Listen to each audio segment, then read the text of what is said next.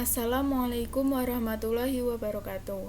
Perkenalkan, nama saya Wahyu Putri Lestari, NIM A4102000093, kelas B, Prodi Pendidikan Matematika, Fakultas Keguruan dan Ilmu Pendidikan, Universitas Muhammadiyah Surakarta.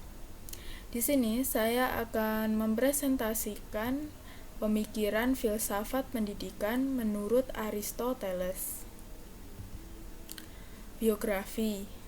Aristoteles dilahirkan di kota Stagira, Makedonia, tengah tahun 384 sebelum Masehi. Ayahnya yang bernama Nikomakos adalah seorang tabib pribadi Raja Amintas III dari Makedonia. Ayahnya meninggal ketika Aristoteles berusia 15 tahun. Karena itu, ia kemudian diasuh oleh pamannya yang bernama Proxenus. Pada usia 17 tahun, Aristoteles pergi ke Athena belajar di Akademi Plato, dan kemudian ia menjadi murid Plato. Kemudian, ia diangkat menjadi seorang guru selama 20 tahun di akademi tersebut. Di bawah asuhan Plato, dia menanamkan minat dalam hal spekulasi filosofis. Aristoteles merupakan orang pertama di dunia yang dapat membuktikan bahwa bumi bulat.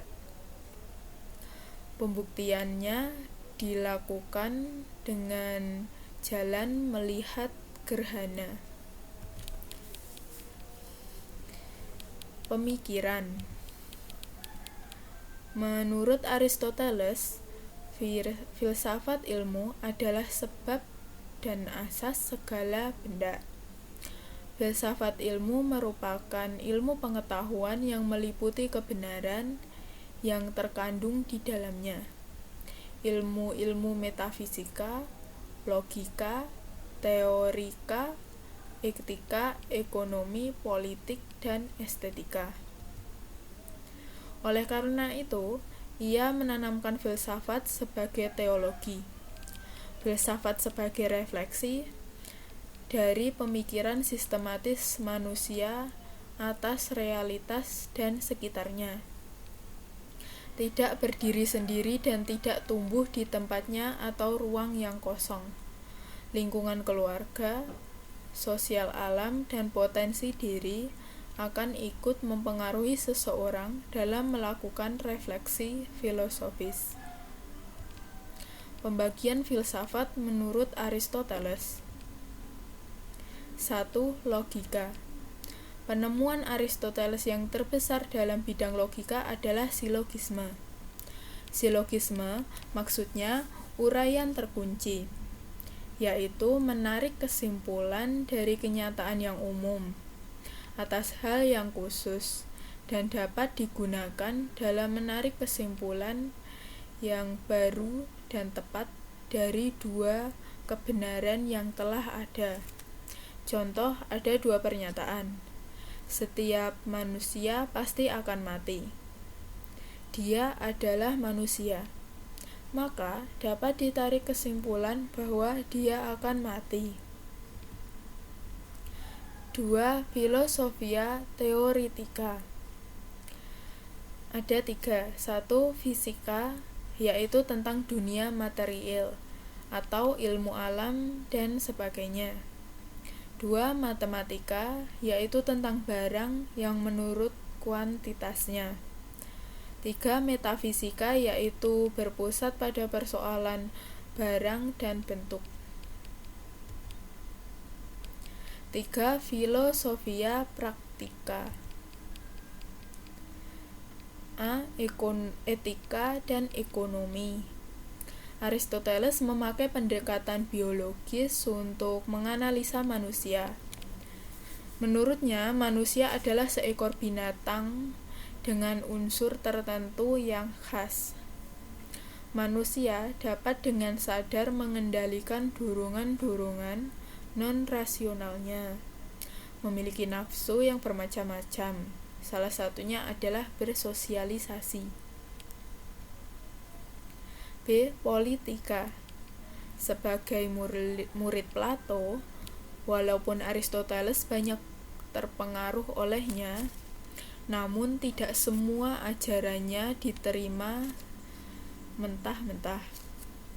Ajarannya dikupas secara praktis. Pengupasan juga dilakukan secara logis dan sistematis. Berdasarkan metode induksi atas penyelidikan ilmiah dan perbandingan sistem yang ada, Aristoteles mengklasifikasikan sistem-sistem politik seperti monarki, aristokrasi, dan politi. 4.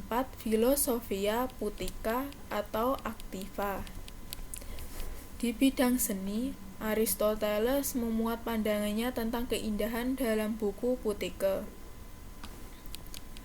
Aristoteles sangat menekankan empirisme untuk menekankan pengetahuan. Ia mengatakan bahwa pengetahuan dibangun atas dasar pengamatan dan penglihatan. Menurut Aristoteles, keindahan menyangkut keseimbangan ukuran, yakni ukuran material. Ia berpandangan bahwa sebuah karya seni adalah sebuah perwujudan artistik yang merupakan hasil katarsis disertai dengan estetika. Katarsis adalah pengungkapan sekumpulan perasaan yang dicurahkan keluar. Kumpulan perasaan itu disertai dengan dorongan normatif. Dorongan normatif yang dimaksud adalah dorongan yang akhirnya memberi wujud khusus pada perasaan tersebut. Wujud yang ditiru dari apa yang ada di dalam kenyataan. Hasil pemikiran Aristoteles lainnya. 1. Hule dan morfe. Hule merupakan unsur yang menjadi dasar permacam-macaman, sedangkan morfe adalah unsur kesatuan. 2. Aktus dan potensia.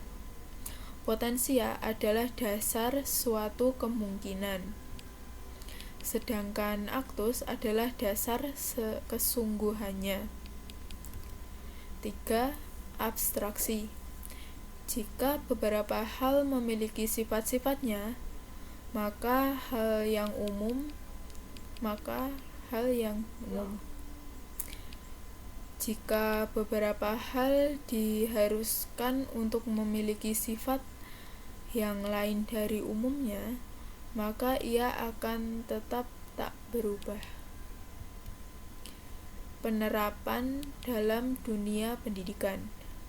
Logika Aristoteles adalah suatu sistem berpikir deduktif yang bahkan sampai saat ini masih dianggap sebagai dasar dari setiap pelajaran tentang logika formal.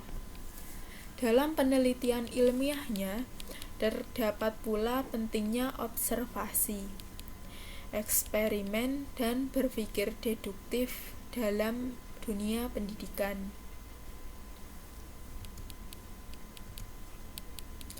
Cukup sekian presentasi dari saya. Jika ada salah kata, mohon maaf dan terima kasih atas perhatiannya. Wassalamualaikum warahmatullahi wabarakatuh.